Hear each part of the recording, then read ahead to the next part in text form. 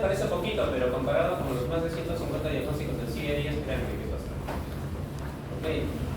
¿Cuál es el detalle con las infecciones urinarias? Que son muy frecuentes, sobre todo en el sexo femenino, ¿correcto? Tanto así que el 84% de estas infecciones se presentan en mujeres a lo largo de su vida. Casi un 50% de ellas podrían tener un episodio antes de los 32 años. Y lo que es más interesante e importante, más del 50% de estos se van a resolver sin uso de antibióticos. Es más, probablemente ustedes mismas, probablemente algún paciente con el que haya conversado previamente, les dirá que cuando tenía molestias urinarias, tomaba una tabletita de Viridium, lo tomaba por unos días y la infección cedía, o al menos los síntomas cedían. El Viridium no es un antibiótico, solamente es un anestésico local. Eso quiere decir que, en efecto, buena parte de las infecciones no debería requerir tratamiento antibiótico.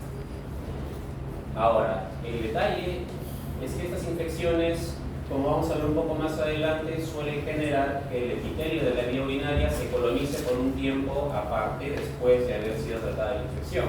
No es como alguna vez nos dijeron, si tomábamos antibióticos íbamos a eliminar el 99.9% de las bacterias, porque la vía urinaria debía ser estéril. Pues ya se sabe que eso no. Así que estas infecciones bien podrían recurrir dentro de los siguientes 6 meses, ¿correcto? Ahora vamos a tratar un término que vamos a ampliar un poco más adelante, que es el tema de las infecciones complicadas. Aproximadamente, adelante, una de cada 28 de ellas son complicadas, y por complicadas nos referimos a que tienen un alto riesgo de que fracase la terapia o que el paciente acabe en estado de sepsis y por ende hospitalizado. Entonces, adelantando un poco el concepto, cuando hablamos de infecciones complicadas, son aquellas que se dan en pacientes que tienen alguna alteración, sea funcional o morfológica, en la vía urinaria, que es el criterio principal. Otro criterio aparte, sobre todo en pacientes hospitalizados, sea en hospitales mismos o también en hospicios, por ejemplo asilos, que sean portadores de catéteres, van a presentar una altísima tasa de infección. Y finalmente, lo que ya habíamos mencionado, de las infecciones complicadas, la palabra complicada viene a ser porque hay una alta tasa de complicaciones en estos pacientes. Ok, si hablamos de factores de riesgo, lamentablemente, aunque suene machista, el ser mujer ya es un factor de riesgo. Por factores anatómicos que no hace falta que los mencione, ¿correcto? ¿Cuál es el detalle? Que justamente cuando la mujer está en edad fértil, es que es la incidencia mayor. Posteriormente disminuye un poco y vuelve a aumentar en la ancianidad a partir de los 70 años, 70, 85 años. Esto principalmente se debe a la actividad sexual, ¿correcto? No hay una medida exacta de cuántas veces, al ser la frecuencia, las va a causar infecciones urinarias, pero se sabe que al tenerlas en un intervalo de aproximadamente 48 horas, aumenta 5 veces el riesgo de que puedan presentar una. Ahora, esto no quiere decir que se van a morir por eso, pero puede presentar síntomas irritativos posteriormente. Ahora, ¿qué otro factor de riesgo se presenta? Que hayan tenido una ITU reciente, sobre todo en los últimos 3 a 6 meses. Como hemos mencionado, 25% de ellas van a recidivar. Y esto no quiere decir que ustedes estén enfermas o nada por el estilo, simplemente así son las cosas. Puede pasar. Así que haber tenido una infección en los meses previos sí aumenta el riesgo de que puedan presentar una nueva infección en los meses siguientes. Como punto siguiente, con menor frecuencia de impacto, tenemos el cambio de parejas sexuales. Y eso probablemente también lo van a escuchar muy repetidas veces cuando esté en consulta o en emergencia. Y llega una persona joven, casualmente está empezando a tener infecciones con cierta frecuencia y el punto en común es que cambió de pareja en estos 15 años. Ahora, también habría que revisar naturalmente los temas, sobre todo higiénicos de la pareja, que también influye bastante. Finalmente, el uso de espermicidas, lubricantes y cualquier otra cosa que puedan colocar allá, incluyendo los sabores íntimos, que aumenta también el porcentaje de riesgo. Naturalmente, si vamos sumando factores juntos, vamos a tener una probabilidad mucho más alta. Así que siempre hay necesidad de mencionar que tengan mucho cuidado con sus actividades. Ahora, no es que el varón esté completamente absento de estos problemas, de hecho, también los presenta, pero con mucha menos frecuencia también por factores anatómicos. Con el varón, los factores principales que tenemos, aún más que la mujer, es la higiene deficiente, sobre todo aquellos que no son circuncisos. porque se acumula el esmegma y aumenta la posibilidad de presentar infecciones y sobre todo la orina. Mencionamos fimosis, parafimosis por el mismo motivo, naturalmente la promiscuidad y las relaciones sexuales sin protección aumentan mucho el riesgo de infecciones urinarias en varones.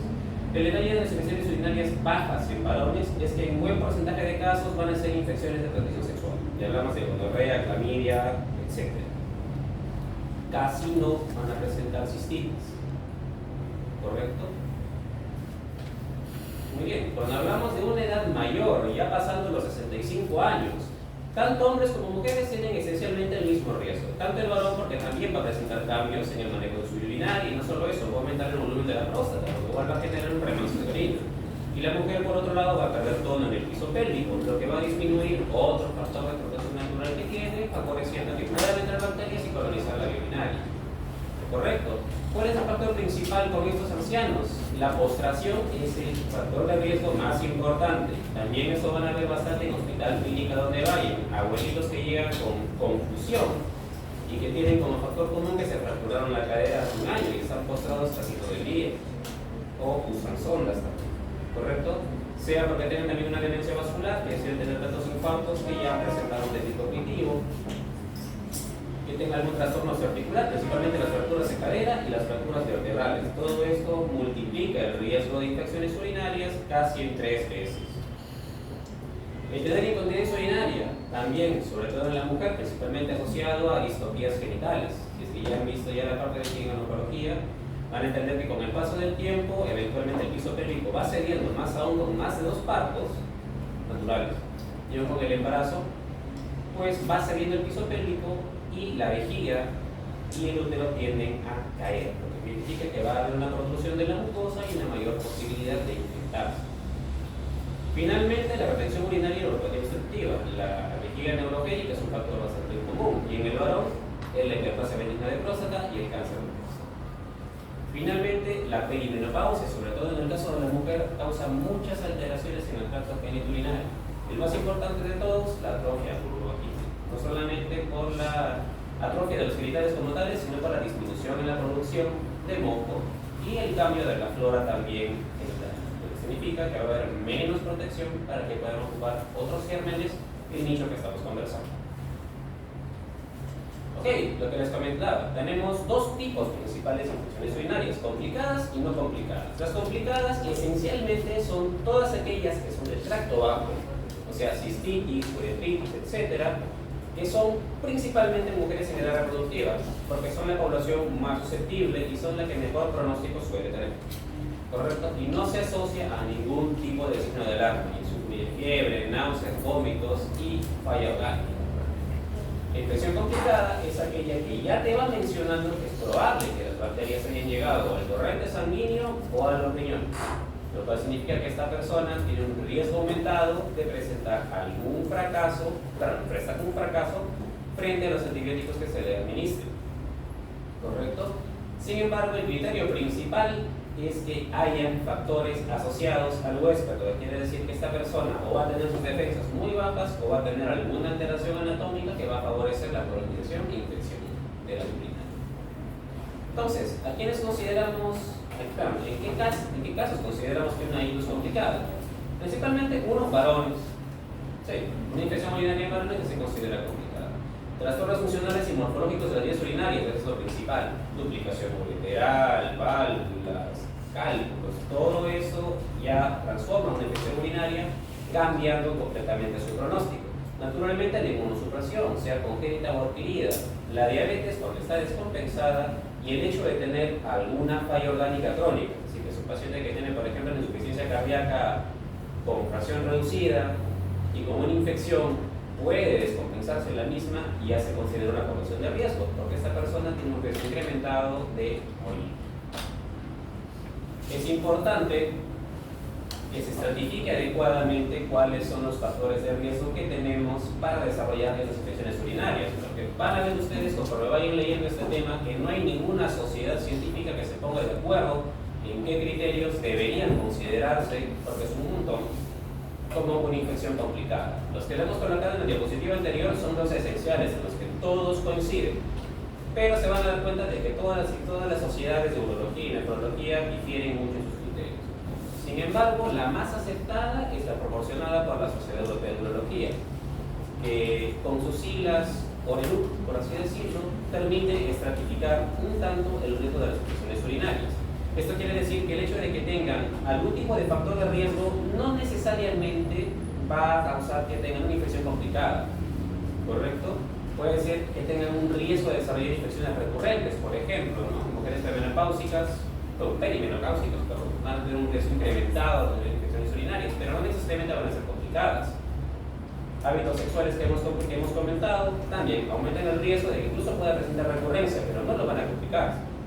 Si pasamos a otros, factores extragenitales, las edades extremas, ¿no? Sobre todo cuando hablamos de prematuros o adultos mayores de 85 años, el género masculino.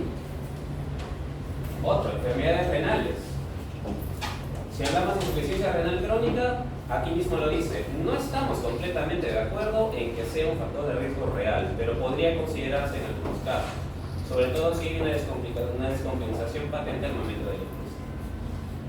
Nefropatía poliquística, también la poliquistosis renal, sea congénita o del adulto, igualmente no es un factor de riesgo tan bien definido, pero puede considerarse para usos en que presente, por ejemplo, una tiroiditis. Esta es la parte importante de los factores urológicos, que esto sí determina mucho el pronóstico. Obstrucción ureteral, que es lo más importante, porque tiene un remanso de orina, aumenta el riesgo de recurrencias, aumenta el riesgo de complicaciones. Trastornos funcionales de la vejiga neurogénica, espasmos vesicales, demás, etc. Flujo. El hecho de portar un dispositivo extravesical, las sondas urinarias, como un factor de riesgo que sí va a determinar complicaciones. Adelante, fíjense.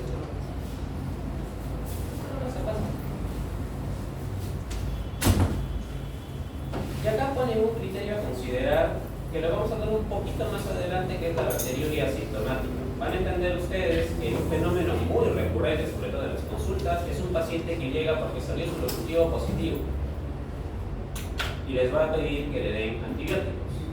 Y en ese momento ustedes le van a preguntar si ha sentido algo raro, porque se sacó el cultivo, y les va a decir que era solamente con precaución o porque estaba previniendo algo. Hay situaciones muy puntuales en las cuales se debe tratar la bacteriuria asintomática. Pero el hecho de que tengan bacterias colonizando la vía urinaria, de antemano decirles, salvo tengan algún síntoma, no es requisito para el tratamiento antibiótico. Correcto. Bacterias asintomáticas no se tratan. Finalmente, el uso permanente de catéteres urinarios o algún factor urológico que no se pueda resolver, no sea transitorio. Hablamos de personas que por ejemplo han desarrollado una vejiga neurogénica que ya ha hecho espasmo y no permite relajarse, no resolver por la educación vesical. Por lo cual va a ser un usuario crónico de mismo catéter urinario. Adicionalmente tenemos personas que sufren de cistitis intersticial, otros vejiga hiperactiva, por ejemplo, que también condiciona cierto riesgo. Y todo esto sí va a determinar que pueda complicarse.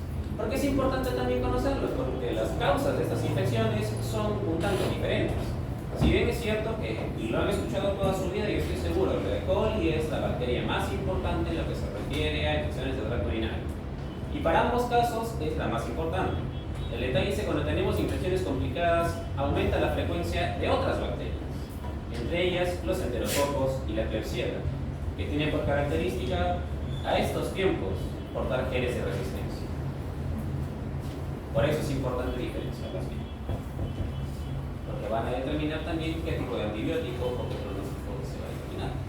Cuando hablamos de fisiopatología, como hemos comentado, todo comienza con la colonización de la vía urinaria, y esto es completamente normal. La vía urinaria, tanto por fuera como en los primeros tramos, es normal que tenga bacterias como cualquier otra parte del cuerpo. Tenemos una sola recipiente hídrico. Correcto. El detalle es que si estas bacterias son lo suficientemente virulentas, van a empezar a adherirse a la mucosa y poco a poco colonizar la vejiga. Ese es el detalle. Si tenemos un catéter urinario, es mucho más fácil porque estamos traspasando directamente la uretra. Y en segundo lugar, los catéteres urinarios, como cualquier otro catéter, no es un material eco-friendly, que digamos. Eso no es muy amistoso del cuerpo, es un cuerpo extraño. Eso se va a inflamar. va a provocar también inflamación alrededor. Y no solo eso, las bacterias van a encontrar un mejor sustrato para poder adherirse. Y si tenemos la mala suerte de que son estafilococos o son enterococos, pueden formar un biofilm, que es lo que está mencionando acá. Es decir, que es un acúmulo de las cápsulas, materiales de glucoproteicos y demás de las bacterias que van a permitir formar una especie de cubierta que se va a adherir a la mucosa, en este caso urinaria, va a proteger, porque es más ácido que otra cosa, de cualquier tipo de entrada de antibióticos, y también va a evitar que la orina misma, con su flujo regular, barra a estas bacterias, que es lo que regularmente ocurre.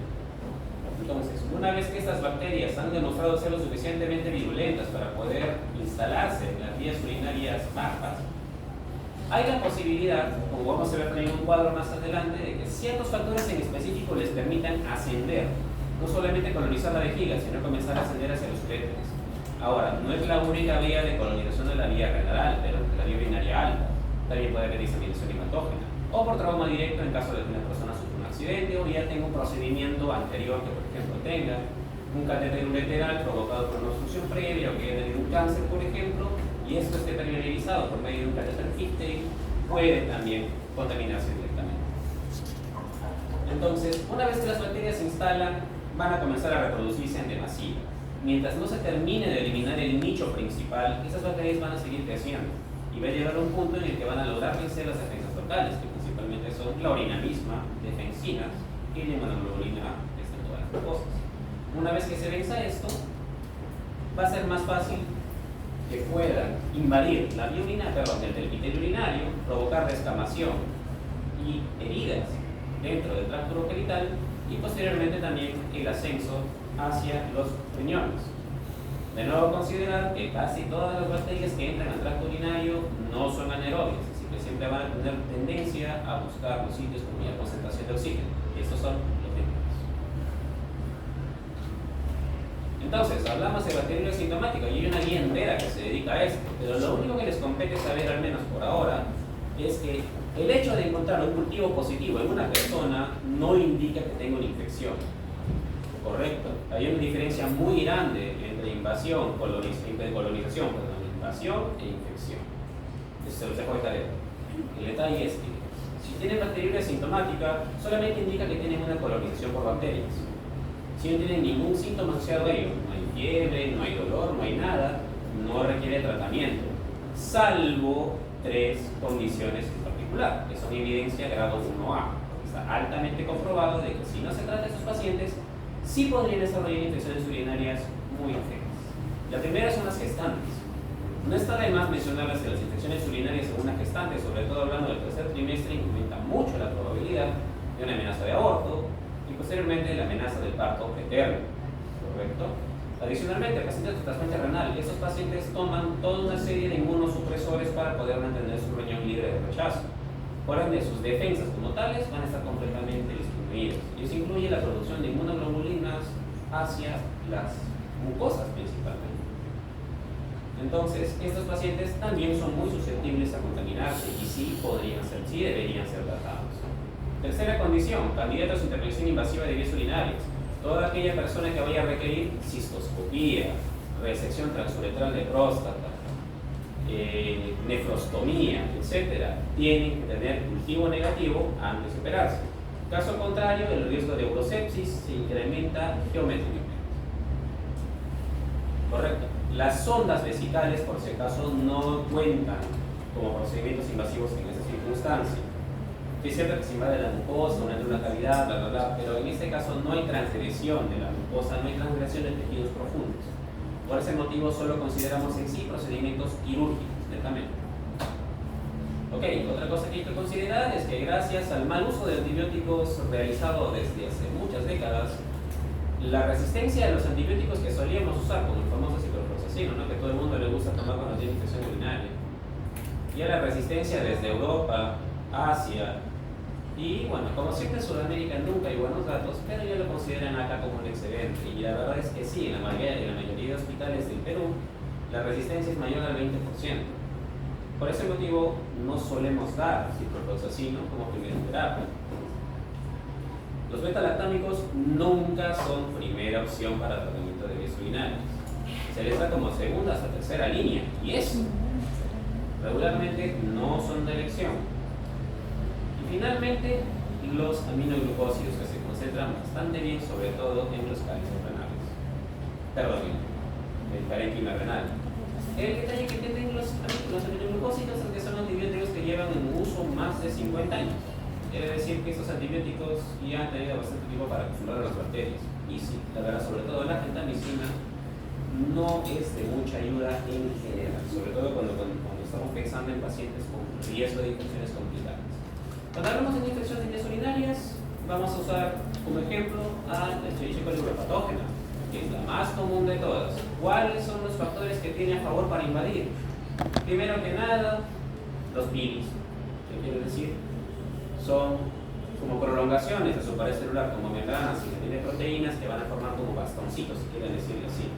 Y esto se va a adherir a diferentes proteínas del epitelio urinario y va a facultar que se adhiera, principalmente eso. Y una vez que se adhiera por medio de este pili tipo 1 o fimbria tipo 1, lo que va a provocar es que esta bacteria no se suelte con el flujo de orina, si queremos decirlo así. Lo que quiere decir que con la reacción inflamatoria que se presente, porque el epitelio también va a reaccionar, va a liberarse fragmentos de la pared, van a liberarse lipopolisacáridos, van a activar una respuesta inflamatoria por parte del epitelio, y parte de esa respuesta también es morir.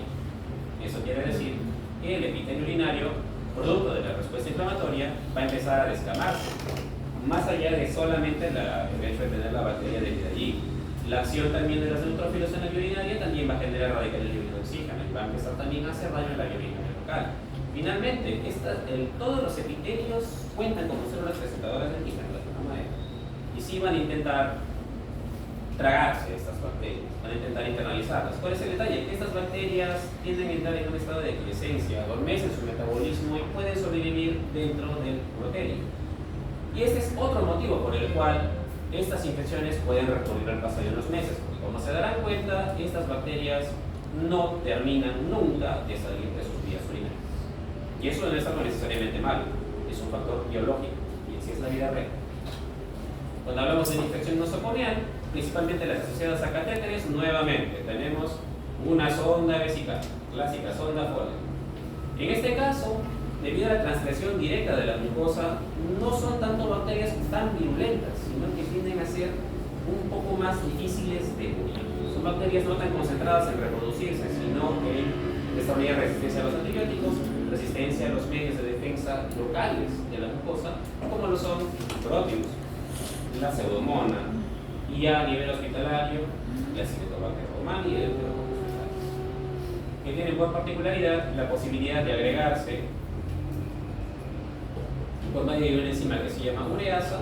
Van a descomponer parte del amonio que hay en la orina, uno, para nutrirse, dos, para ayudarse a construir un biofilm, que si tenemos una sonda vesical, pues va a ser muchísimo más fácil que ésta se establezca. Y una vez que eso ocurre, es muy difícil de eliminar con antibióticos regulares, puesto que la mayoría de ellos no toleran el pH, no soportan el ambiente y mucho menos el pH del biofilm o del tazón inflamatorio como tal.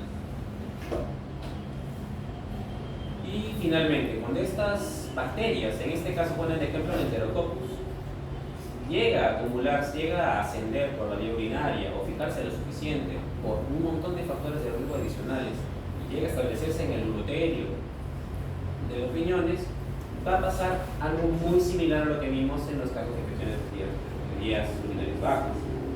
Va a haber el mismo proceso inflamatorio. La diferencia es que el riñón, al ser un órgano vital, el cuerpo va a reaccionar con suma violencia y va a provocar síntomas bastante llamativos, los cuales van a ser los dolores de espalda fuertes y la fiebre sobre todo. Y el detalle es que, igual que todas estas bacterias, sobre todo los estafilococos coagulasa negativos y los enterococos, pueden agregarse de sobremanera. De hecho, su característica principal en esto y en la endocarditis es la posibilidad de formar fibras. Y eso es realmente peligroso.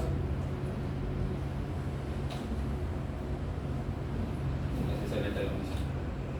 Hey, síntomas y signos.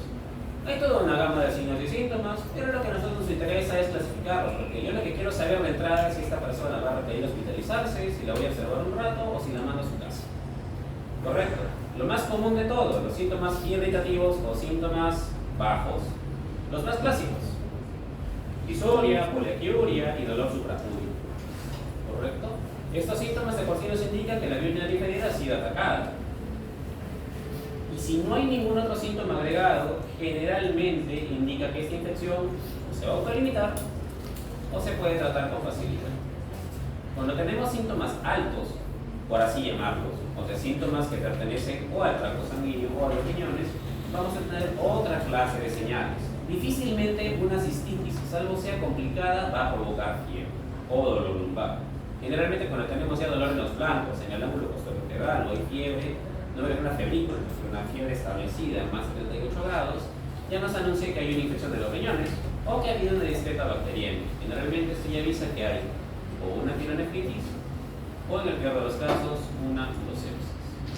Adicionalmente se presentan síntomas inespecíficos. No creo que sea algo raro para ustedes darse cuenta de que hay infecciones que pueden provocar náuseas, vómitos, etc. Sobre todo las infecciones urinarias. Y estos síntomas inespecíficos no necesariamente traducen que es una infección complicada, por si acaso. ¿En qué circunstancias se tomen en cuenta? Cuando son pacientes que no tienen síntomas típicos, quiere decir no tienen mucha fiebre, no hay disuria, no hay poliaquiuria, no hay dolor en flancos, pero casualmente presentan muchas náuseas, vómitos, escalofríos y un aumento en la frecuencia de orinar. Puede llamar la atención de que sea una infección de vías urinarias complicada o no complicada, y en estos casos sí es necesario sacar exámenes auxiliares. El detalle es que, por definición, estas infecciones bajas no requieren generalmente la toma de mayor examen auxiliar. Generalmente cuando lo hacemos por comodidad del paciente, porque siempre quieren una prueba de lo que se está haciendo. No siempre van a entender que el sustento científico no está favoreciendo el hecho de que tienen examen de orina y el objetivo a todo el mundo. No es algo ni siquiera económicamente dable, si se ponen a sacar costos a fin de mes. Pero ocurre. Ahora, entre las infecciones bajas, hay que recordar que hay siempre complicadas y no complicadas. Las no complicadas, uretitis y cistitis, pero todo aquello que tiene que ver en el varón con sus anexitis, porque el varón tiene anexitis, principalmente prostatitis, vesicularis, orquitis, epididimitis, ya se consideran infecciones complicadas, por si acaso. Igual en la pielonefritis, no todas las pielonefritis son complicadas de por sí. Si por así decirlo, alguna de ustedes, ¿no? Dios no quiera, pero si alguno de ustedes presenta en algún momento una pielonefritis y usted no tiene ninguna comorbilidad, no tiene ningún otro problema, no tiene una pielonefritis complicada y no necesariamente va a tener que hospitalizarse. Tranquilamente podría tratarse desde la comodidad de su casa, pero sí va a tener síntomas un poco molestos. Ahora, si hubiese algo de lo que hemos visto anteriormente, problemas urológicos, diabetes, etc., sí sería necesario hospitalizar antes de que desarrolle una complicación. ¿Correcto? Nuevamente, clasificaciones que tienen que ver con los síntomas que suelen presentarse. Y probablemente aquí viene la barrera tan difícil de atravesar entre la pielonefritis y el urosepsis, que creo que es lo que más a uno le confunde, porque dicen, ay, tengo leucocitosis, tengo que ser relevada, tengo dolor de espalda, ¿cómo sé que no tengo sepsis? Simple. La definición de sepsis incluye falla orgánica. Si no tienes falla orgánica, no hay urosepsis. Respecto a los síntomas, los más característicos y los más frecuentes van a ser la disuria y el incremento de la frecuencia o la poliaquiuria. No tanto la urgencia, no tanto el dolor abdominal. Son síntomas más representativos y a nivel de clasificación nos permiten tomarlo en diferentes sociedades para determinar qué criterios nos permiten a nosotros elegir a pacientes para tratamiento. Y eso quiere decir que para infecciones no complicadas, tanto la FDA como la Asociación Europea toman en consideración más de 2 síntomas, no sé, mayor o igual a 2 síntomas, para clasificar como una IPU no complicada. ¿Y qué dice acá? No debería tener signos de compromiso sistémico, o sea, fiebre, escalofríos, etc. Correcto. Teniendo esto, podría considerarse que es una pielonefritis. Infecciones complicadas, lo mismo, pero incluimos síntomas altos. Entonces se podrían ser considerados como tales mientras se van filtrando sus riesgos. Muy importante. 1. Clasificar al paciente. ¿Tiene síntomas de infección urinaria? Sí. ¿Tiene factores de riesgo? Sí, no. Y finalmente, ¿cumple un criterio agravante? Si no es así, puede irse a casa con tratamiento ambulatorio. Si cumpliese con alguna de las características, habría que balancearse cualquier observación o hospitalizarse. Finalmente, la piuria y la bacteriuria no se consideran como factores estrictamente necesarios. Claro que se pone un punto de corte. Más de 10 leucocitos en la orina te podría indicar la presencia de una infección urinaria. Podría. Pero si tú tienes leucocituria y no tienes ningún tipo de síntomas, salvo que seas un caso muy dudoso con la presencia de una sonda urinaria, no vas a necesitar realmente tratar. Igualmente, lo que mencionábamos, la bacteriuria no es un factor que por sí solo considere la necesidad de administrar tratamiento. Y aquí va una consideración. Es una sugerencia de buenas prácticas a nivel internacional. Por favor, no realice pruebas que incluyan examen completo de orina o cultivo de manera generalizada a todos los pacientes. Sí, y solo si estos pacientes tuvieran algún criterio para implementar, que es complicada sobre todo, habría que hacerlo. ¿Cuál es el detalle? Que estos exámenes auxiliares realmente no son tan útiles por sí solos. Quiere decir que si usted no tiene ningún síntoma y su examen de orina botó nitritos positivo, no significa nada.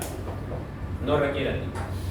¿Cuál es el detalle? Que cuando nosotros hacemos esto, el paciente generalmente, como no entiende 100% de esto y va a usar ChatGPT para orientarse, ChatGPT le va a decir que tiene un cáncer de vejiga y se va a asustar. La idea es esa. Estos factores por sí solos son confusores. Si el paciente no tiene ningún factor de riesgo, no hay necesidad de pedirlos, y mucho menos un cultivo. Si tenemos muchas dudas, fíjense que el valor predictivo negativo es bastante alto para los tres. Quiere decir que si tenemos un paciente con síntomas dudosos, pero que el examen de orina sale completamente normal, ahí sí estaríamos descartando una infección urinaria y habría que reevaluar globalmente al paciente. ¿Correcto? Para eso sí. Más fundamento para esto, casi todas las infecciones son por ictus, son ictus simples, o sea, son ictus no complicados por E. coli. ¿Cuál es el detalle? Que más del 40% de estos pacientes que fueron tratados, pero menos de la mitad de los pacientes que fueron tratados tenían cultivo negativo, tuvieron cultivo positivo. Generalmente, por definición, para términos de estudio, nosotros pedimos un cultivo positivo para calificarlo como una infección urinaria, pero eso es con términos académicos. Una cosa es la clínica, otra cosa es la investigación. ¿Correcto? ¿Cuál es el detalle? Que a nivel comparativo, lo que expone esta diapositiva es que menos de la mitad de pacientes que fueron tratados con infecciones urinarias realmente las tenían. Eso es lo que está mencionado. Entonces, a nivel de todo el mundo, uno, se sabe que el médico es muy propenso a recetar antibióticos por salir del apuro. ¿Les va a pasar a ustedes? Me ha pasado a mí. Nos va a pasar a todos. Y no debería ser una práctica común. ¿Correcto? Tenemos una diagnóstica. Podemos pedir exámenes auxiliares. Si usamos una de estas reglas auxiliares, siempre que tenemos síntomas que no encajan mucho y utilizamos los exámenes que estamos viendo, podríamos aumentar la certeza diagnóstica de 40 al 70%. Si tenemos un cuadro dudoso, nuevamente pregunto, si ustedes ven un animalito con pies de gato, cabeza de gato y cuello de gato, no van a decir que es un perro, ¿verdad? Si tenemos una persona que tiene disuria, poliacuria y tenismo vesical, no van a decir que tiene diarrea. ¿Cierto? Entonces, si tienen síntomas obvios, traten la infección. Si los síntomas son confusos o son inespecíficos, pueden usar exámenes auxiliares, entonces servir bastante. ¿Cuál es el otro detalle? Que usar estas reglas de decisión médica de forma indiscriminada altera mucho la sensibilidad diagnóstica. Quiere decir que si ustedes empiezan a confundirse, por ejemplo, tienen disuria, poliacuria, tienen síntomas obvios y le sacan el examen de orina y casualmente sacó mala muestra y sale normal, no le van a dar tratamiento. Nuevamente, estas cosas son confusoras. Tienen su uso, pero no le pidan un examen de orina a todo el mundo. Uno por el paciente y dos por ustedes. Y aquí está la evidencia. Pueden cometer errores.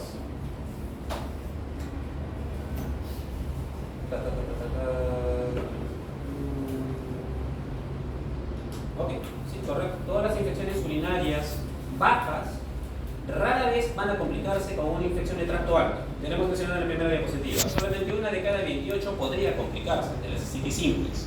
Puede pasar. Todo puede pasar en esta vida. Pero la frecuencia es tan baja que no es un riesgo que se sopesa al momento de dar tratamiento. Y estas infecciones van a ser tratadas con antibióticos simples, como el acrimetoxazol, el famoso costilutazol, el Bactrim, ya está, me he olvidado su nombre comercial. La nitrofurantoína y recientemente la fosfomicina, que ha entrado al comercio del país desde hace unos años y es un excelente antibiótico. Nuevamente, tratar de no usar fluoroquinolonas, y así profesacino, leofloxacino, que es un pecado sobre todo de médicos mayores que se han acostumbrado a esos antibióticos e infecciones urinarias. ya no es una práctica dable, pero lo van a ver bastante frecuentemente. No copien esos hábitos porque no son buenas prácticas. Y nuevamente ya vieron otra diapositiva donde estaba la resistencia bacteriana. Tenemos una altísima resistencia a quinolonas. No les sorprenda que si le dan ciprofloxacino a diestra y siniestra, va a venir el paciente con más dolor de estómago y más síntomas urinarios en lugar de resolver sus síntomas. Ahora, para decidir en temas de pielonefritis, quién se queda y quién se va, es muy importante medir la severidad de la infección. ¿Los síntomas ceden o no ceden? ¿Tiene algún criterio que me haga pensar en sepsis? Que por ejemplo esté confundido, esté hipotenso. No, hay que observarlo un rato. Puede iniciar tratamiento antibiótico ahí mismo, pero no necesariamente va a tener que quedarse. Esto quiere decir que los pacientes con una pielonefritis moderada no van a requerir hospitalizarse, pero como dice acá, puedes iniciar el antibiótico en ese momento. Hay gente que decide colocarles una dosis de ceftriaxona, hay gente que decide colocarles una dosis de amicacina y desescalar el tratamiento posteriormente para continuar en domicilio. Y es una práctica completamente dable y sí da buenos resultados. Pero si el paciente requiere hospitalización, ese paciente no va a salir de alta. Ahora, todas las medidas de soporte van a ser a la medida del caso. Si es que el paciente no está inestable, naturalmente no le van a meter agua chorro. Correcto. Muy importante también verificar que el paciente no tenga comorbilidades. Y hay un factor que recientemente ha entrado a consideración a todas las enfermedades, y es el tema del soporte social. Si es un paciente que está en la posibilidad de cumplir el tratamiento en la casa, puede cumplirlo en la casa. Pero que tal si el paciente tiene algún trastorno de repente psiquiátrico, que tal si es un paciente en situación de abandono, nadie va a verificar que el paciente esté medicándose adecuadamente. O se puede intoxicar, o puede no cumplirlo y regresar por emergencia en estado de shock. No queremos ninguna de las dos. Y eso sí ha cobrado varias vidas en otros países, y en otros países porque se ha estudiado más que acá. Pero pasa en todos. Entonces, es muy importante que evalúen si el paciente está en condiciones de seguir el tratamiento que ustedes le están dando, porque si no, es mejor hospitalizarlo por unos días. ¿En qué circunstancias pide el cultivo? Lo que van a ver sobre todo en las clínicas. Voy a la clínica, el doctor me pide mi cultivo para que me revoltúe en 4 días sin tener ningún factor de riesgo. Es una mala práctica. Generalmente se hace por presión del paciente, pero es una mala práctica, no lo deberíamos hacer. ¿En qué situaciones? Paciente inestable complicado. Nuevamente, pielonefritis, cultivo. Infección urinaria en varón, cultivo. ¿Algún paciente con problemas urológicos? Cultivo. Portador de sonda, cultivo. Antecedente de ictus recurrente, cultivo. Para que bueno, sé que por definición una infección urinaria recurrente quiere decir que esta persona ha tenido 3 cultivos positivos en los últimos 12 meses o 2 cultivos positivos con síntomas urinarios en los últimos 6 meses. Por definición, requieres comprobarlo. Ahora, si esta persona con antecedente de ictus recurrente no tiene ningún síntoma y todavía sale colonizada, nuevamente, es una bacteria sintomática, no requiere recibir tratamiento. Pero si viene con síntomas, se está teniendo con una infección urinaria y es necesario sacar un cultivo. Si tiene antecedente personal de haber tenido aislamiento de gérmenes resistentes, y esto está pasando cada vez más frecuentemente. Cada vez son más las personas que vienen por una infección urinaria y casualmente ya te están comentando que ya han tenido aislamiento de sobre todo E. coli o Klebsiella resistentes. Esos pacientes sí habrían necesidad de tomar un cultivo porque puede que el germen que había colonizado previamente a esta persona nuevamente esté causando la infección y hay que dirigir bien la terapia. Adicionalmente, si he tenido algún antecedente de fracaso en tratamiento empírico, si es un paciente que han tratado sus itus previamente con nitrofurantoína y siempre ha salido mal, es necesario sacar un cultivo porque estamos bajándonos un antibiótico de primera línea. Y los de segunda línea, los fluoroquinolonas y los beta-lactámicos, no son igual de efectivos. Así que requerimos de un cultivo con un antibiograma. Y esto un poquito más en adultos mayores. Si he estado hospitalizado recientemente en los últimos 3 meses y si he usado antibióticos, principalmente quinolonas y beta-lactámicos de cualquier tipo en los últimos 90 días. ¿Se cumple cualquiera de estas circunstancias? Pidan cultivo. Si no, no hace falta. Y finalmente, lo mismo, pero más compactado, hay que hacer siempre una evaluación global del caso de la infección urinaria. ¿Cómo se ha presentado? ¿Qué tan severa es? Si presenta algún signo de posible complicación y también ver si es que el paciente ha tenido, como les mencionaba, antecedentes de infecciones resistentes y demás, porque eso también va a influir mucho en el tratamiento del paciente. ¿Correcto? Muy bien. Finalmente, sean muy acuciosos con las pielonefritis que lleguen a sus manos, porque si las pielonefritis podrían complicarse, de ser leve a moderada, si no se trata adecuadamente, sí puede llegar a ser severa, sí puede llegar a ser sepsis, sí puede llegar a ser shock. Adicionalmente, ¿a quién tendríamos que pedir pruebas de imágenes? No a todas las pielonefritis les pedimos pruebas de imágenes, y son estas condiciones que están acá. Algún antecedente o sospecha de cálculos urinarios, si el pH curiosamente es más de 7, porque regularmente como una infección debería ser inferior a 5, pero ocurre. O si hay una caída del filtrado glomerular a 40 mililitros por minuto, es necesario, mililitros por minuto, sí, claro. Es necesario revisar la estructura renal. Uno, porque ¿qué tienes factores que te podrían indicar que sí, en efecto, está formando cálculos, o que tiene una insuficiencia renal. Y ahora, si es que no sé si han llevado ya detrás de insuficiencia renal, sí, ¿no? Sí. Si se acordarán, un valor alterado de creatinina en medio de la nada no significa que tenga insuficiencia renal. Aguda o crónica, peor todavía, no sabemos usarlo. Entonces, ante la duda y con una infección grave, es necesario que todo paciente con infección urinaria alta, repito, una pielonefritis que tenga una caída de la tasa de filtración glomerular o una elevación subrepticia de la creatinina, debe hacerse una ecografía para buscar abscesos, cálculos o alguna malformación. ¿Correcto? El tratamiento. Primero que nada, recordarles que sí, nuevamente, la E. coli es la etiología más frecuente, pero la E. coli se ha vuelto cada vez más resistente con el paso de los años. Todos los beta-lactámicos al momento ya no se consideran como una opción viable de tratamiento, por más que en teoría sea susceptible, ya estamos demostrando de que no. Ampicilina, amoxicilina con ácido clavulánico son altamente resistentes. Y esto solamente hasta el 2018, después de la pandemia ha sido peor. Igual, esto en este caso es Estados Unidos, allá no se usan tantas quinolonas, allá todavía se puede usar dimetoprim suplementosazol o ciprofloxacino como una opción terapéutica. Acá en Latinoamérica, lamentablemente no. Pero igualmente, la tasa de infección ha subido bastante. Pero la tasa de resistencia ha aumentado bastante. Entonces, viene la pregunta, ¿qué antibióticos puedo darle? ¿No? Teóricamente quiero tratar primero que nada, no es una ícono complicada. Muy bien, ahí está viendo toda la tasa de resistencias en general que pueden presentarse en cultivos. Todo aquello que esté por encima del 20% no se le puede dar. Y ahí están viendo que casi todos no se les puede dar. Ahora, naturalmente, a una cistitis no le vas a meter meropenem, no tiene sentido.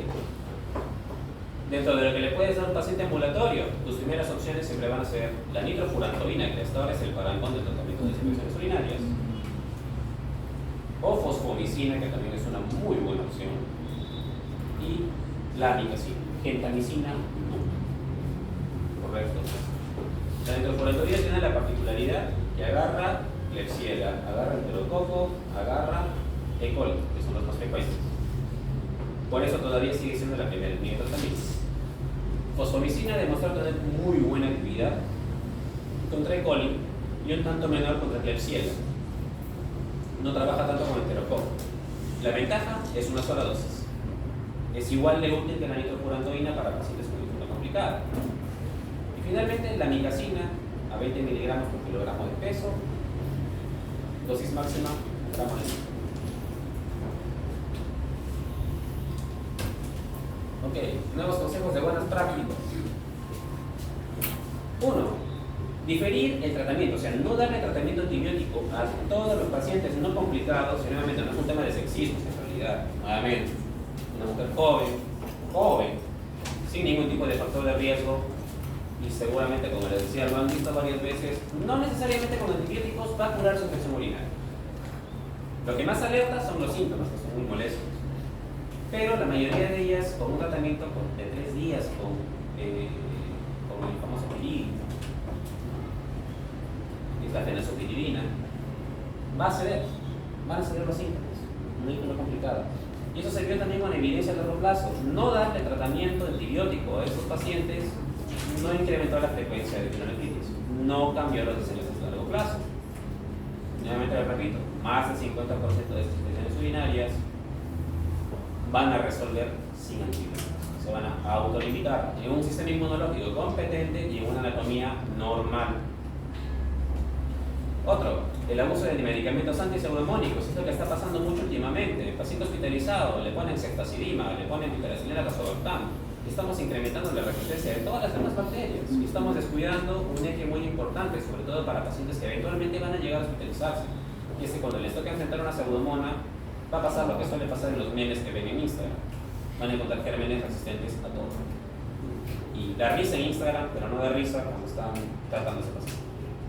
Porque no sabes qué hacer. Finalmente, lugar donde trabajen ustedes, tengan siempre la precaución de preguntar cómo es el antibiograma local, cuál es la epidemiología de gérmenes que tenemos acá, si hablan en el Loaiza, en el Mayo, en el Pregaliati, o si se va a otro país, va a ser distinto y tienen que trabajar con esos datos. De lo contrario, van a caer en el error de muchos y en lugar de salvar gente, van a matar. Ok, vamos a bajar un poquito a Latinoamérica. Y el consenso de tratamiento de infecciones urinarias en la Sociedad Colombiana de Infectología no es nada diferente a lo que establece la Sociedad Americana del Riñón y la Sociedad Europea de Urología. Se basa en tres cosas, y lo que ya hemos mencionado toda la tarde: identificar síntomas urinarios, ¿los tienen o no los tienen? O tienen todos los síntomas confusos, o poco típicos, ¿no? ¿Tiene agravantes? ¿Tiene alguna condición urológica, alguna condición orgánica que pueda descompensarse? Sí, no. Y finalmente, un uso racional de cultivos y antibióticos. La gran mayoría de las infecciones con un tratamiento antibiótico empírico van a ir bastante bien. Pero si por algún motivo cumpliesen criterios de infección complicada, sea pielonefritis, sea cistitis, sea prostatitis, es forzoso la toma de urocultivo. Y no solamente basta con tomar urocultivo, tienen que aprender a interpretar. Imagino que en otros cursos, pues, no sé si harán de repente un taller o no de esto, pero sí es importante acabar. No es solo es que le voy a dar ese que tiene la letra S porque dice que es sensible. Entonces, lo mismo que nos dice la IPSA. Quiero resumir en un cuadrito un poco más práctico de New England. Nitrofurantoína en la cabeza, por 5 días. Algunos dicen cada 6 horas, otros dicen cada 8 horas. Acá lo usamos cada 8 horas y va muy bien. Formulación XR.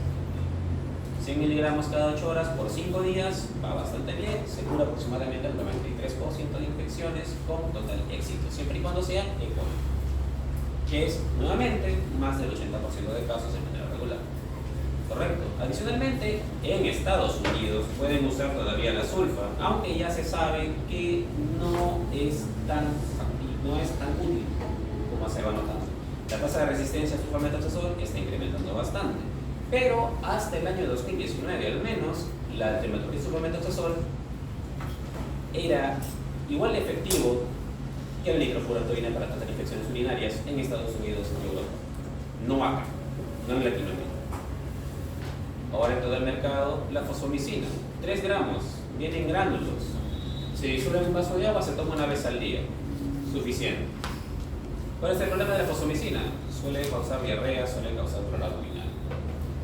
Y en casos un poquito más, puede causar incluso en caso de las mujeres, vaginitis también. Entonces, tiene sus contras, pero sí es una muy buena opción. Y en Estados Unidos, el pipmecilina, que no tenemos acá. Segunda línea, si ya fracasó todo esto, paciente con cultivo, le podemos ir dando ciprofloxacino o cualquier metalactámico. La guía de infecciones resistentes indica que sí es posible darle amoxicilina con ácido clavulánico, pero en segunda línea. Va como 3 veces que lo estoy repitiendo. Alguna vez voy a ver a uno de sus sellos recetando amoxicilina con ácido clavulánico, es una complicada, cabezazo le voy a dar.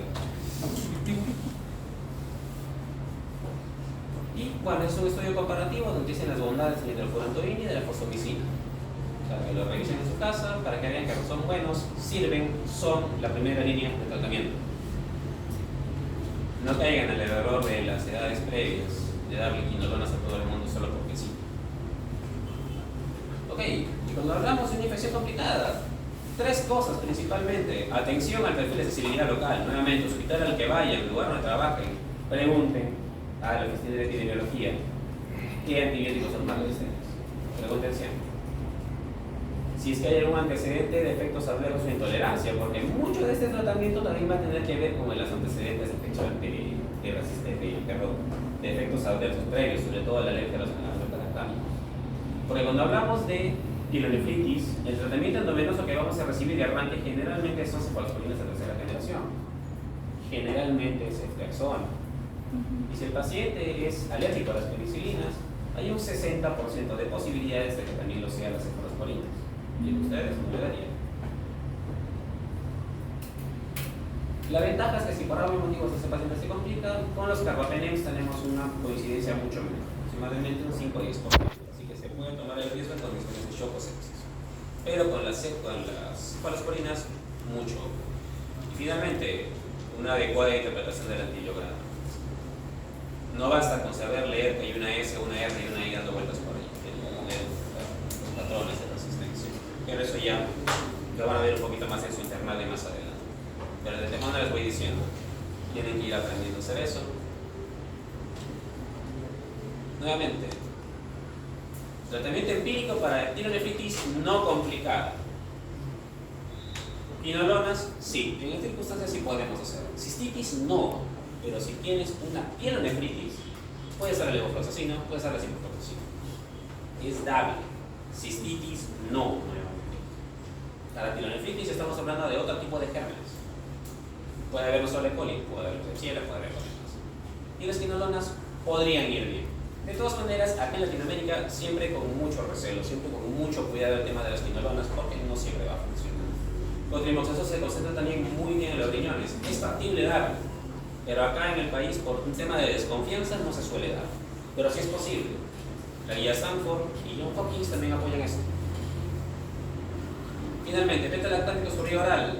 No se recomienda tanto. Puede usarse sobre todo cefalosporinas de segunda generación. Cefaloxilo, cefuroxima. Puede intentarse. ¿Puede funcionar? Claro que sí, pero no es la primera línea. Para tirar. Nunca se olviden de filtrar los riesgos de un paciente con pielonefritis, porque nuevamente es un paciente que sí se podría complicar. Siempre atentos. Si es que está en estado de shock, si es un paciente frágil, tiene soporte, lo puedo mandar a su casa o lo hospitalizo. Tomen una buena decisión. Y cuando está complicada, pues ya cambiamos un poquito de enfoque. Por vía oral, no sé por qué siempre lo hacen, pero en todas las guías te ponen que las infecciones complicadas, que las infecciones complicadas se pueden tratar por vía oral. Y teóricamente sí se puede, pero no hay suficientes estudios que te digan que sí. Cuando estamos tratándolos por vía endovenosa, que es lo que generalmente hacemos, siempre van a ser las cefalosporinas lo que va a entrar de la cabeza. Adicionalmente, podrías usar también como monoterapia micacina, siempre y cuando no esté en sepsis. Los aminoglucósidos y la sepsis no se llevan. Correcto. Si su paciente está chocado, de frente salten a carbapenem y después ya desescalan cuando el cultivo salga y si el paciente se estabiliza. Después no hay mayor necesidad. Entonces, finalmente, y otras recomendaciones. Si este paciente ya ha tenido antecedentes de tener infecciones resistentes a carbapenem incluso, es necesario tomar en cuenta cuál fue el cultivo que tuvo la última vez para poder determinar qué tipo de terapia se le va a brindar. Igualmente, si el paciente tuviera factores de riesgo muy pintados, con una infección por carbapenem, con una infección por una bacteria resistente a carbapenem, hay que considerar otro tipo de antibióticos que lamentablemente no siempre los tenemos a disposición, pese a que ya he visto que han entrado en varios territorios, sobre todo de clínica. Correcto. Pero por lo pronto lo que tenemos en todos los hospitales es la colistina, que todavía funciona. Todavía funciona. Pero para todo lo demás, nuevamente, no hay sepsis. O sí hay sepsis.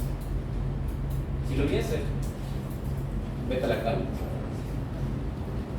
Si no, depende un poco de la situación. Últimos consejos de esto, finalmente, si tienen un paciente con una sonda, traten de que no se quede con esa sonda más de 7 días, es algo que sea forzoso. El hecho de dejar a los pacientes con sondas permanentes o prolongadas ha causado muchas infecciones, sobre todo dentro del hospital. Tengan mucha atención a eso. Finalmente, y lo que se repite por todo sitio, no traten bacteriuria sintomática en pacientes que no sean gestantes, que no vayan a ser operados en vías urinarias, etc. Y nunca se olviden de que su trabajo nunca está terminado hasta que hayan educado a su paciente. Así que todos estos consejos que ven por acá, al menos deberían mencionárselos antes de darles. Bien, señores, ¿por qué vamos con litiasis? Okay.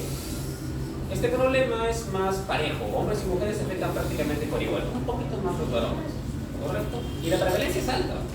De hecho, muchos hacemos chistes, sobre todo con los cuarentones, que hablamos de que tienen esos dolores de espalda, y algunos de ellos sí tienen cálculos renales. Y son dolores muy tortuosos, muy excruciantes, muy tortuosos. La edad promedio en la que se presentan son entre los 40 y los 60 años, y generalmente después de los 50. Todo paciente que tiene un cólico renal antes de los 50 años tiene un factor de riesgo más para poder desarrollar insuficiencia renal crónica a largo plazo. Podría. Y tiene que tener ciertos controles cada cierto tiempo para verificar que no recidive. Ahora, igual que las infecciones urinarias, los cálculos también recidivan. Así que si tuvieran ustedes en algún momento algún episodio de litiasis, muy probablemente lo van a volver a tener. Mientras más pasa el tiempo, aumenta la probabilidad. Si es que todos, sobre todo, no han cambiado los hábitos, han cambiado con muchos estudios que tenemos. El problema de los cálculos es un problema multifactorial, es un problema en el que inciden diferentes tipos de factores, no solamente la edad y el sexo, como hemos visto. La obesidad y el sobrepeso se considera un factor de riesgo independiente para la aparición de cálculos, no solamente por la mala dieta, sino por también la conducta. Etnia, nosotros estamos ante eso. De hecho, es un problema bastante frecuente en cualquier servicio de urgencia de los cálculos renales. Guarde que tengan, va a venir por lo menos. Dieta, sobre todo las personas que no toman agua, aquellos que van al gimnasio y se comen una vaca entera, o las que paran abusando de la vitamina C, que está muy de moda, sobre todo en el mundo urbano. De temas geográficos, sobre todo lugares que son calientes. Hay mucho calor, no toman agua, eventualmente les puede llegar a pasar. Ocupaciones, sobre todo aquellos que trabajan en el campo, mecánicos, obreros, agricultores, fogoneros, etc. Antecedentes familiares, sí, hay cúmulos familiares que pueden presentar cálculos. Y es más, si ustedes tienen algún familiar que ha tenido cálculos renales en algún momento, mucho ojo porque ustedes también podrían llegar a tener. Así que está verificando. Y en un porcentaje muy menor de ellos, casi en el 10%, menor pero no despreciable, puede ser una enfermedad ya metabólica o genética que está establecida y va a recurrir no solo una vez, sino 2 veces, 3 veces, 4 veces, hasta perder el conocimiento. Hay medicamentos que también guardan relación con la formación de cálculos y justamente pasa con aquellos que son muy altos, que tienen infecciones urinarias a repetición. La nitrofurantoína que se da cada rato también podría generarlo. No es el único caso, no pasa muy seguido, pero cuando se filtran todos los demás factores de riesgo, eventualmente puede caer uno que sí. El target, sí. El inhibidor de puede causar cálculos con mayor frecuencia, sobre todo en pacientes con hepatitis B o VIH. Factores de riesgo. Todos aquellos que comenzaron a muy temprana edad a tener cálculos. Generalmente cuando un niño comienza con estas cosas es porque tiene un problema metabólico genético. Así que es importante filtrar cualquier tipo de problema renal o urológico que tenga. Si hay casos familiares, si el abuelo tuvo, el papá tuvo, si usted lo tiene, no es coincidencia. Cálculos recurrentes, también. Episodios muy frecuentes. Se dio un tiempo para nada largo, por decirles, 1 mes, 2 meses, se que tuvieron el último cólico. Una tensión allí. Dietas altas en ácido úrico, cálculos infecciosos, que los vamos a distinguir un poco más adelante, y sobre todo aquellos pacientes que son monorrenos. No suele pasar tan seguido en pacientes que han perdido un riñón o abandonado un riñón. Sin embargo, al presentarse, aumenta mucho el riesgo de insuficiencia renal crónica. Como pueden ver acá hay un montón de factores de riesgo y también un montón de medicamentos que están asociados. Y cuando digo asociados, no quiero decir que lo causan. Causalidad no es lo mismo que asociación, por si acaso. Pero son factores que si están presentes, sí pueden presentar. ¿Qué es lo que sí va a causarlo? Estas alteraciones genéticas que sí se van a presentar en un porcentaje pequeño de la población, pero que van a generar buena parte de los cálculos recurrentes. Cistinuria, hiperoxaluria, etc. La misma gota también. Y las alteraciones anatómicas definitivamente también van a influir. ¿Qué es lo más importante de esto? Más allá del dolor, el riesgo de insuficiencia renal crónica. Todo cálculo genera obstrucción, total o parcial. Y el estrés que genera sobre el riñón pone en riesgo de desarrollar insuficiencia renal crónica. nada más haciendo un guiño a su clase de insuficiencia renal aguda, ya les habrán dicho, me imagino, que el hecho de que tuvieran una insuficiencia renal aguda no quiere decir que su riñón está sano, porque ya se pasó porque era aguda. Todos los pacientes que tienen injuria renal aguda pueden presentar problemas renales en los meses siguientes, porque el curso clínico no es igual para todos. Y ese es el problema con estas personas que tienen un factor agregado. Más aún considerando que podrían ser obesos, sobre todo, aumenta el riesgo de que pueda presentarlo. Y si sumamos cálculos con obesidad, el riesgo se incrementa un 30%. Ok, respecto de la fisiopatología de esto, ¿cómo se forman? Porque tenemos factores inhibidores y promotores a nivel del riñón. El riñón es un colador que intercambia todo tipo de sustancias a velocidades increíbles. ¿Cuál es el detalle? Que eventualmente en alguno de nuestros cuerpos, alguna de esas sustancias podría estar de menos o estar de más. Y la idea es que si fallan los inhibidores y aumentan los promotores, más algunos ligeros cambios en el pH y otras cosas más, van a saturar sporina y van a empezar a formar sedimentos a nivel de los renales. Y cuando eso ocurra, a la larga van a desarrollar la famosa arenilla, que posteriormente van a ser cálculos, ¿correcto? De acá nada más deberás recordar que existe un área en el intersticio renal, en la parte más profunda, donde tenemos una alta osmolaridad, donde suelen depositarse algunos minerales, y eso se llama las placas de Randa, que son placas de calcio y fósforo que tenemos absolutamente todas las personas, porque nada es perfecto en esta vida. Entonces, ¿todos tenemos tendencia a formar cálculos de alguna manera? Sí. Aquella persona que se desequilibre o que tenga algún problema genético de fondo, ciertamente los va a formar o lo va a hacer con más frecuencia. Pero ese es el detalle, que eventualmente, si no se corrige la hidratación, si no cambiamos la dieta, o si no solucionamos en parte al menos con temas de prevención el problema genético que tiene, esto va a ir incrementando poco a poco y eventualmente va a formar un cálculo que al momento de llegar a la vía urinaria va a seguirse nucleando, quiere decir que va a seguirse agrupando con otros similares hasta formar una piedra como las que ustedes ya conocen. Entonces, este es el proceso. Hablamos de saturación, quiere decir, lo cargamos de demasiados componentes, nucleación, se empiezan a formar los cristales, agregación, se empiezan a pegar, y finalmente obstrucción, que es el paso final. ¿Correcto? Todos estos factores fisiológicos trabajando a nivel del riñón van a tener mucho que ver con el desarrollo de cálculos. Como les comentaba, el hecho de que suba uno o baje otro van a determinar que estas cosas ocurran. Ahora, no necesariamente una persona que tiene cálculos tiene una sola causa. Es bastante frecuente saber que pacientes que tienen algún problema, por ejemplo, de hiperoxaluria, eventualmente también desarrollan cálculos infecciosos. Y el tratamiento y el pronóstico de todos ellos es completamente distinto. Entonces, si lo explicamos por etiología, vamos a tener principalmente de dos orígenes. Y de hecho, la mayoría de ellas se centran en tratar de encontrar algún trastorno del metabolismo del calcio. Principalmente hipercalciuria, con o sin hipercalcemia, que generalmente va a desembocar en la acumulación de cristales que contienen calcio sobre todo. Tenemos cálculos no infecciosos e infecciosos, principalmente los no infecciosos, oxalato, fosfato y ácido úrico. El más frecuente, oxalato, y por allí un poquito cerca y muy disimulado el ácido úrico, por temas de dieta sobre todo. Infecciosos, ya lo vamos a comentar, y genéticos principalmente por acúmulos de cistina y sanguina, que tiene que ver por problemas del metabolismo de las enzimas. Ok, vamos a manera de clasificarlos a manera de resumen, porque la verdad es que es un tema un poquito enredado. En temas de materiales y frecuencias, no se olviden, oxalato de calcio, los más frecuentes, le siguen los de fosfato y finalmente los de estrubita, que son los infecciosos. ¿Correcto? Estos van a ser principalmente radiopáticos. Esto quiere decir que van a aparecer en una radiografía. Aquí va otro tema. No crean que porque no aparece un cálculo en la radiografía no lo tienes. Si la clínica es muy sugestiva, es mejor mandar una tomografía de inmediato que confiar solamente en su instinto. ¿Correcto? Y si alguien por ahí pregunta qué fue con la ecografía nunca te va a encontrar el cálculo como tal. La ecografía la que va a encontrar son signos indirectos. Y lo más común es la pielectasia, caliectasia o hidronefosis. Pero lo demás va a depender de un sistema radiográfico, si es tomografía o de rayos X.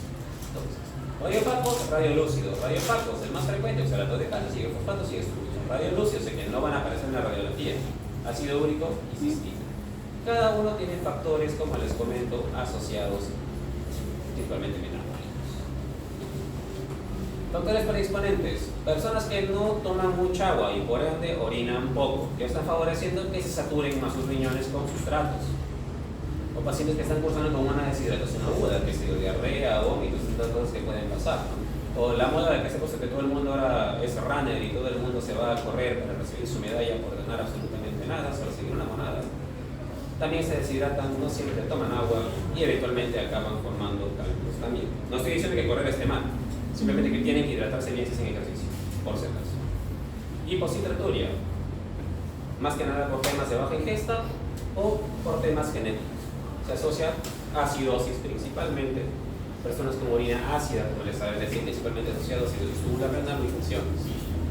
Y lo más común de todo, alteraciones en el metabolismo del calcio, que digamos es el tema central de este tema. ¿Qué hay con los cálculos infecciosos? Que seguramente han escuchado alguna vez de los cálculos coraliformes, que forman cálculos muy exuberantes a nivel de las pelvis renales, y esto se debe principalmente a la colonización permanente por ciertas bacterias que son productoras de ureasa. Descomponen el nitrógeno y lo pegan a sales de magnesio y fósforo, provocando que se forme estrubilo. Esto se va agrupando y no solamente va a ser a nivel de las clínicas, como puede pasar con los otros cálculos, van a formar a lo largo de toda la estructura. Estos cálculos generalmente tienen indicación quirúrgica de inmediato, porque estos cálculos, como tal lo dice su nombre, son cálculos infecciosos, también sirven como un reservorio de bacterias. Y estas personas suelen tener infecciones a repetición, cólicos renales a repetición e insuficiencia renal antes de los 50 años. Finalmente, con el tema del diagnóstico, no solamente va a estar la clínica, pero también entender que podemos pedir imágenes, como lo que hemos mencionado. Como habíamos visto, hay cálculos que son radiolúcidos y radiopacos. ¿Cuál es el detalle? Que no todas las imágenes que van a observar a nivel de la región lumbar necesariamente son cálculos. Por si acaso, si tienen la duda, si el paciente tiene síntomas muy claros, es mejor recurrir a una neurotecnia, como una tomografía efectuaria del riñón, para poder ver con mayor claridad la vía urinaria, sobre todo en adultos mayores, puesto que ellos tienen un índice más alto de calcificación a nivel de los vasos renales, que es lo que podría verse también. No todas las calcificaciones que aparecen en una radiografía en temas de riñones es por cálculos. Algunas veces también es por la calcificación de las arterias renales, arterias gonadales, tantas otras. ¿Correcto? Y nuevamente, una radiografía normal no descarta litiasis, porque la radiografía no es el medio de diagnóstico ideal, y en segundo lugar, los cálculos no siempre aparecen ahí. Correcto. Aquí, por ejemplo, y no son tan nítidos, ¿no? Por ejemplo, aquí, un cálculo muy chiquito y está a nivel de la desembocadura de la pelvis renal. Igualmente acá, es más o menos la que se llegaría a ver. Y si lo miramos en una tomografía, más allá del cálculo que estaban viendo, se van a dar cuenta que tenía otras calcificaciones, en este caso a nivel de uno de los vasos renales. Nuevamente, no toda calcificación que aparece en la radiografía necesariamente es un cálculo. Puede presentarse este fenómeno, así que si tienen algún paciente añoso sobre todo, o con una clínica casi segura que es de cálculos, pues es preferible recurrir a la tomografía. ¿Cómo separamos los cálculos? A nivel de su localización, con dos reparos anatómicos, la articulación sacroiliaca, perdón, es a nivel de la unión hielo-ureteral, que es el primero que está debajo de las costillas, y la escotadura ciática. Vamos a tener proximal, medio y distal, justo a nivel de las estrechaduras de los uréteros, porque tenemos estrechaduras normales y anatómicas, que son regularmente se salen a todas. Y casualmente son por estas áreas. El primero es acá, en el momento que la pelvis renal se enfoca en el urétero y un estrechamiento fisiológico. A nivel de los vasos ilíacos también, porque los vasos ilíacos comprimen parcialmente los uréteros que están en la misma fase del psoas. Finalmente, la unión urétero-vesical.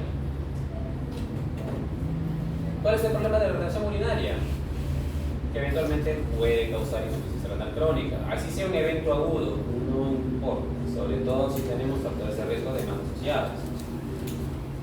En temas de horas, mientras más dure la obstrucción, mayor probabilidad de tener daño renal. Tengan en cuenta que lo que está reportado acá son adaptaciones del riñón que no son las situaciones normales.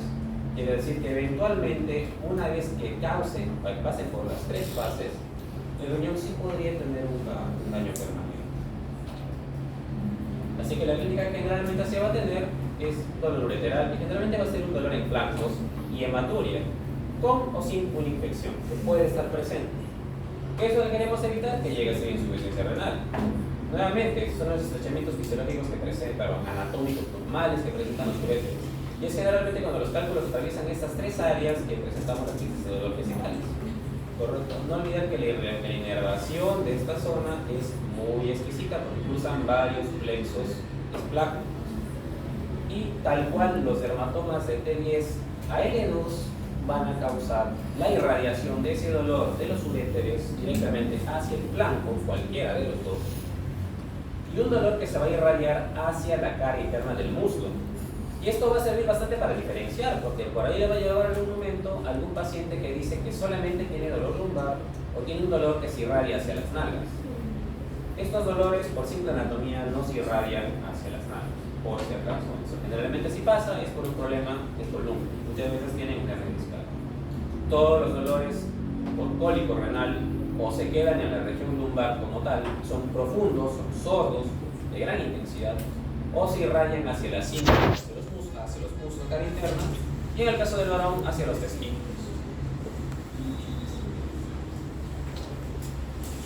En temas de síntomas, el dolor agudo en flancos no es el más sensible porque hay un montón de situaciones clínicas que lo pueden presentar.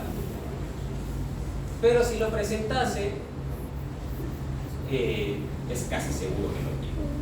El likely ratio positivo es 28.7, es bastante alto. Igual el dolor lumbar agudo, un poco menos, pero por ahí va.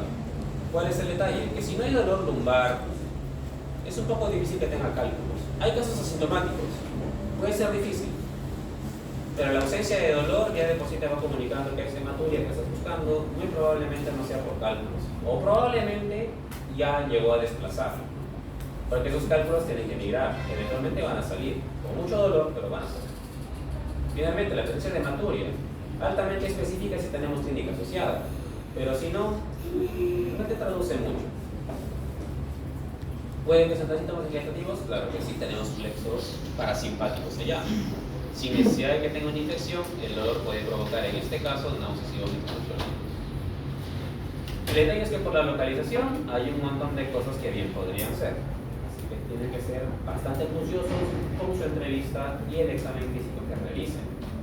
Porque hay un montón de causas, tanto a nivel abdominal y lumbar como a nivel genital que podrían representarlas. ¿Cómo podemos diferenciarlas en parte?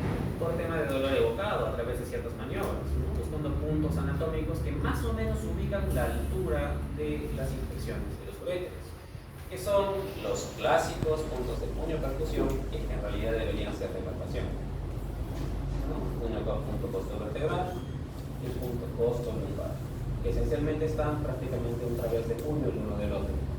Esa intersección de la línea paravertebral con el pelillo subcostal. Finalmente, los puntos laterales que ustedes ya conocen. Así que, un dato curioso del día de hoy: cuando un paciente viene con puntos renoureterales positivos, no necesariamente es por una infección urinaria, es más, no está tan bien dicho que los puntos renoureterales son dolorosos por infecciones urinarias. En realidad, son puntos de referencia de los uréteres. ¿Pueden ser dolorosos como una infección? Sí, pero son más específicos para temas de cálculos. Y otros puntos un poco menos normales, pero que también sirven para efectos de la evaluación del paciente al momento de que presenta la psicopatología presentada. Ok, respecto de la hematuria, hay muchas causas que pueden generar un cambio de coloración en la orina, sea parduzco, sea rojo. Y aquí viene el detalle bien grande. En el momento que el paciente ve algo rosadito o café en su orina, automáticamente se asusta y piensa que es sangre. Por este cuadro se van a dar cuenta de que tienen que ser bastante acuciosos con el tipo de preguntas que le van a hacer. ¿Está seguro que dio sangre? ¿Ha visto coágulos? ¿Cómo lavado de carne? ¿Ha visto tocecito? Es distinto. Porque así puede causar confusión. Y eventualmente sí se debería pedir un examen de orina en estos casos para corroborar la hematuria. No está de más. Y la presencia de microhematuria sí podría indicar la presencia de cálculos si es que ha habido dolor. Lo gracioso, y es que por un tema del desarrollo de los síntomas, es que la sensibilidad va a caer al paso de los días. Si en el primer día de dolor le tomaron el examen de orina y salió con hematuria, es casi seguro que tiene cálculo. Prácticamente lo ya está confirmando. Pero el tercer día bien podría salir negativo el examen. Y no por eso no indica que no hay un cálculo de por medio. Así que siempre que el paciente tenga hematuria es necesario preguntar por síntomas urinarios, porque la primera causa de hematuria en el adulto es la infección.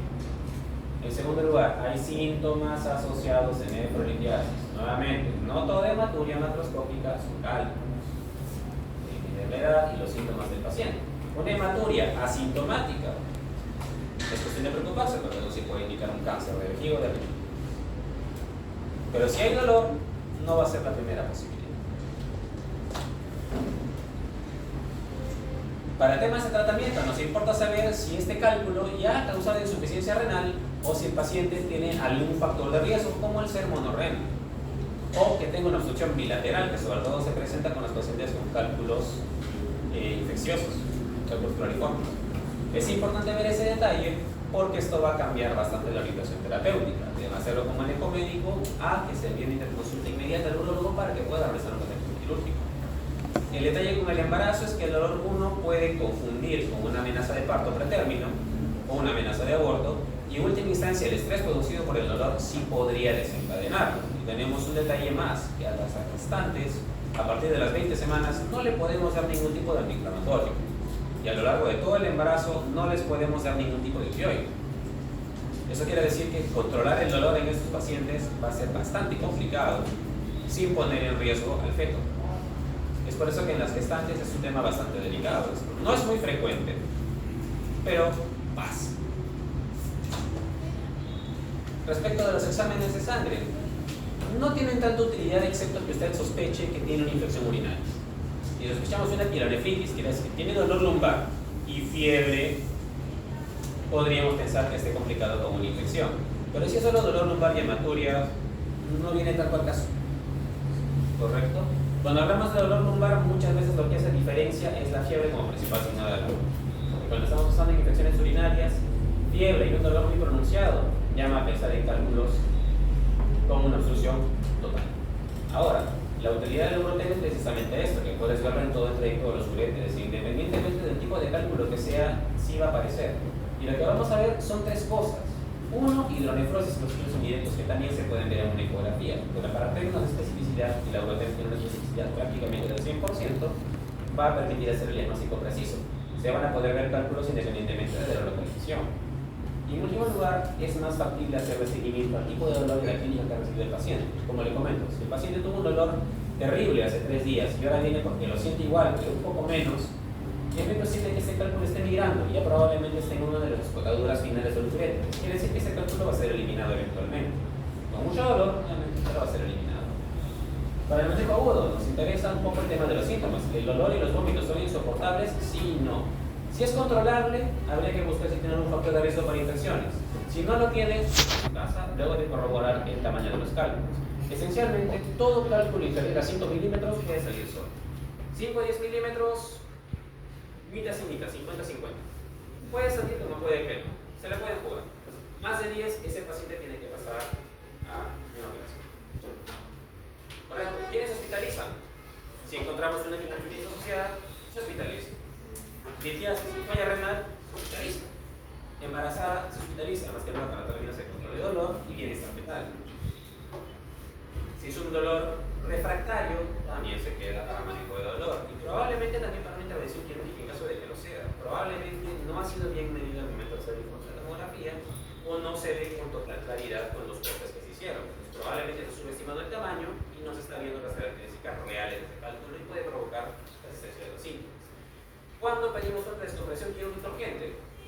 Si el paciente es en sepsis o si descubrimos sea por ecografía, sobre todo si hay pionefrosis, es decir, pus atascada detrás del cálculo.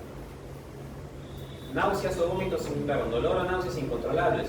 Un cólico renal refractario también requiere descompresión.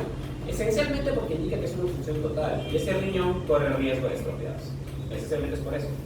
Obstrucciones bilaterales o pacientes monorrenos. Y finalmente, cualquier obstrucción que demuestre el crecimiento súbito de la creatinina. Si el paciente, qué sé yo, tenía un registro que tenía su creatinina en 0.62 y el momento en que ustedes le hacen esto, está automáticamente en 1.4, no lo duden 2 veces, sino una insuficiencia renal aguda por causa obstructiva. Entonces, es en esas circunstancias en las que se pide una intervención directa, sea para nefrostomía, sea solamente para drenaje, o incluso en el peor de los casos, es que puede ser incluso una nefrectomía. El tratamiento en general se trata de controlar todos los síntomas, todos los factores que pueden haber causado los cálculos. Y como les he mencionado, las causas genéticas son las menos. Generalmente cuando son cálculos muy recurrentes, es que investigamos con un panel metabólico, pero cuando no, no hace falta. Controlando dieta, restringiendo sodio, cambiando las costumbres, podemos lograr controlar esos síntomas en la mayoría de personas. En temas de dolor, pueden administrarle lo que se les dé la regalada gana, pero no se usan generalmente antiespasmódicos ni opioides, es algo que el dolor sea intolerable, porque los opioides enlentecen el movimiento del músculo liso y pueden entorpecer la migración del cálculo. Y finalmente los antiespasmódicos no corresponden por temas fisiopatológicos. Es cierto que hay personas que pueden sentir alivio con la iosina, con la escopolamina, pero no son los más. No pueden apostar a que el paciente va a sentir alivio con eso de primeras. Mucho menos es la primera vez que lo ven. Entonces, tratamiento médico, terapia médica expulsiva principalmente, depende del tamaño. Recuerden eso, 5 milímetros va a salir solo, 5 a 10 milímetros, 50-50, le podemos dar chance. Pero si es de 10 milímetros, nunca va a salir solo. Así que entre 5 y 10 milímetros se las pueden jugar. ¿Qué es lo que tenemos que dar? Uno, una buena hidratación nuevamente. El paciente que no haga mucha actividad física, que esté en un reposo relativo. Y finalmente le podemos dar como agregado tamsulosina, que es un medicamento que se utiliza para el tratamiento de la hiperplasia eritrosa, puesto que produce también una disminución del tono a nivel de la vía urinaria inferior. Ayuda, pero no soluciona el problema. La tasa de éxito con esto no es tan alta, pero puede funcionar. A veces son más los efectos adversos de los alfa bloqueantes que el efecto que producen favorablemente el paciente. Así que hay que usarlos con cierto juicio y no hay que darlos a restricciones. Más aún si es abuelito. A un abuelito al dar esto se va a acabar desmayando todas las mañanas, porque estos son medicamentos hipertensores. Nuevamente, para recordarles, todo paciente con cálculos menores a 5 milímetros puede optar por tratamiento médico. Si es más de 5 milímetros, empiecen a tener dudas. Finalmente, ¿de qué manera eliminamos el tratamiento médico? Más allá de la hidratación y lo demás. Tratamiento químico que sea para alcalinizar o acidificar la orina dependiendo del tipo de etiología, pero para eso tenemos que encontrar qué tipo de cálculo es, si es oxalato, si es urato y demás, para poder tomar las medidas que se piden a continuación. No es tan importante que se aprendan esto, simplemente para que lo entiendan. Tema de manejo quirúrgico, ya le dimos cálculos más de 10 milímetros o que tengan clínica de difícil resolución. Ahora, nuevamente, todos los cálculos renales no necesariamente requieren un estudio profundo. La gran mayoría son por temas metabólicos de dieta y de hidratación. Y la gran mayoría se van a solucionar de maneras simples. Pero si por algo y motivos no llegamos a identificar la causa, hay que investigarla a profundidad. Y en estos casos, sí es necesario hacer pruebas de imagen, sí es necesario pedir paneles metabólicos, tanto de sangre como de orina, para buscar posibles trastornos, principalmente del metabolismo del calcio, los oxalatos, citrato y fósforo. Y también en torno a esto, de acuerdo a lo que encontremos, es que desde los primeros son oxalatos. Podemos apostar por cualquiera de esas circunstancias, cual es de fosfato o de purinas. Va a orientar más o menos el trastorno que podría ser.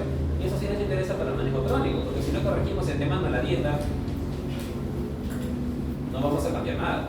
Idealmente, sus pacientes tienen que tomar más de 2 litros al día. Y en el caso de los cálculos de cestina, más o menos 2,5 litros. La cosa es que tienen que lograr un flujo de 2 litros al día o de 3 en el caso de la cestina. Disminuir la ingesta de proteínas, disminuir la ingesta de sodio, disminuir la ingesta de oxalatos, aquellos como el cacao, los chocolatitos, la selga, la naranja, etc. Ingesta pobre de calcio. Así que ni tomar mucho ni tomar poco también puede jugar en contra. No es decirles que si comen algo se van a enfermar, no se trata de eso. Pero si tienen ciertos factores de riesgo, sí es posible que se encuentren con este problema. Y si han desarrollado cálculos, pues sí deberían privarse de comer o tomar algunas cosas. Más aún si nunca llegaron a establecer la causa de los cálculos que se encontraron. Finalmente, el tratamiento farmacológico es muy diverso y varía en torno a la etiología de cada tipo de cálculo. Y nuevamente no es el propósito principal de esta clase de uno por uno, porque si no nunca vamos a terminar. ¿Qué nos interesa con ellos? Para el manejo crónico, analizar la propensión a recurrir. ¿Tiene alguno de esos factores de riesgo? Es factible que este paciente recidive en el lapso de los siguientes 6 meses a un año. Y eso va a determinar mucho del seguimiento. Y ahora hay factores que provocan recidivo y factores de muy alto riesgo. Quiere decir que sí o sí casi van a presentar recidivas.